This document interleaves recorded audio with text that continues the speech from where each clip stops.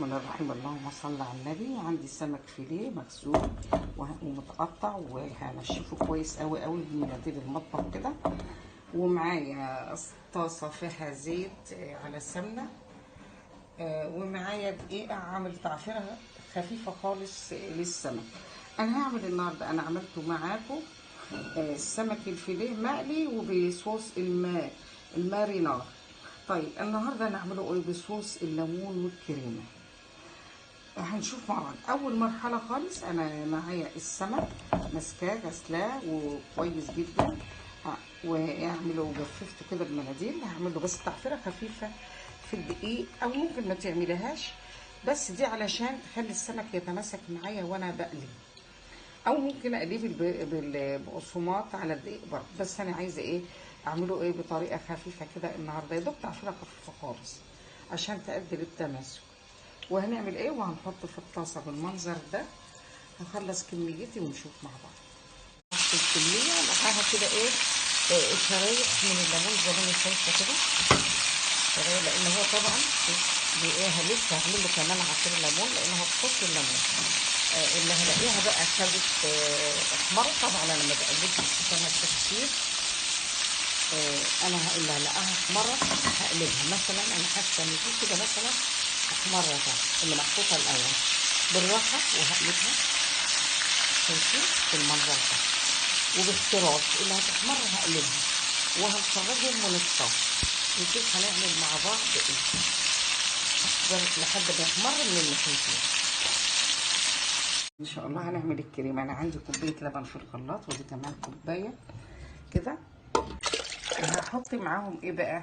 انا ما عنديش كريمه لباني، فانا بستضيف عنها بكوبايتين لبن ومعلقتين مساح من دي، او اعمل معلقه هرميه دقيق. فانا دلوقتي هعمل ايه؟ دول كوبايتين، انا هعمل معلقتين مساح عشان نشوفهم مع بعض بس كده، مش مليانه قوي علشان انا مش عايزاه بشاميل، انا عايزاه صوص خفيف يعني ايه، معقول كده. هنشوفه مع بعض.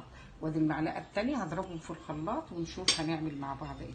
انا خرجت السمك معايا احمر وبقى جميل اهو من ناحيتين. معايا طاسه فيها معلقه صغيره كده بقى مكان نفس القلي السمك، انا ما اجيبش اي دهون تاني. معايا ايه؟ معلقه ثوم متقطعه، معلقه صغيره ثوم. همسكها انا يعني ايه، مش هحمرها، يا دوب كده ايه ريحه الثوم تطلع بس، مش اكتر من كده. وممكن تحطها نيه، بس انا لا، انا عايزاها ايه، تطلع لي ريحه الثوم الجميله. زي ما انتم شايفين معايا قشر الليمون اللي كان مع السمك، يا دوب يعني انا ايه، تشويحه خفيفه خالص.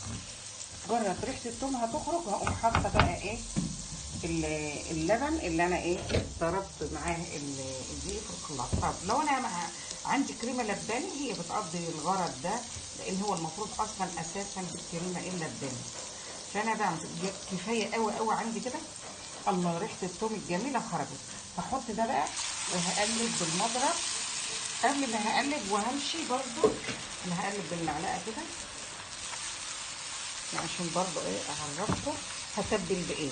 انا هعمل معايا ملح وفلفل ورشه زنجبيل، ومعايا رشه ثوم باودر، ومعايا ده بشر الليمونتين اللي انا هعصرهم، بس العصير في الاخر خالص. هحط الحاجه دي وهقلب لحد بقى ما نشوف الصوص بتاعنا. الصوص معايا جاهز، شايفين بيغلي اهو.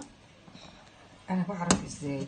انا بجيب معلقه كده واقوم قلباها، لما اعمل الصبع كده عليها هلاقي ايه، مش سايب علامه، يبقى كده الصوص بتاعي تمام.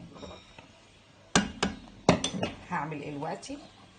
همسك السمك. انا طبعا الصوص كده معايا مستوي والسمك مستوي. انا همسك السمك بالراحه لانه انتوا عارفين ما بيستحملش. هرصه كده في الطاسه وهمسك بالمعلقه ارش عليه من فوق. لما اخلص هنشوفه يعني كده. مثلا انا حطيت واحده هحط عليها كده عشان انا عايزاه كله يشرب، لان طبعا انا ما تبلتش السمك باي ملح وفلفل ولا اي حاجه، لا هي متتبله الجميله اللي احنا حطيناها هنا، اللي هي بشر الليمون والثوم والملح والفلفل ورشه الزنجبيل، وحاطه ايه رشه صغيره خالص ثوم باودر. ماشي، هنشوف مع بعض لما اخلص ايه الكميه. والله شايفين هو كده معايا تمام، لان كل حاجه مستويه يا دوب كده ايه بيشرب مع بعض. انا معايا بقى هنا في الكوبايه دي عصير الليمونتين الكبار اللي انا واخده ايه مبشورهم، هرشه كده ايه على السمك الجميل ده، واحاول ايه اقلبه كده معايا تقليبه خفيفه بالراحه خالص، مش تقليبه يعني لا، يعني كده بس ايه يعني بالبدء يتشرب كده بس، لان انتوا عارفين ان السمك الفيليه ما بيستحملش. انا عايزه بس الكل ايه الليمون كده يوصل له. الطبق معايا دلوقتي جاهز، يا دوب ايه هنحط له رشه من الشبت والبقدونس كده، او لو عندك كزبره اللي عندك اخضر كده.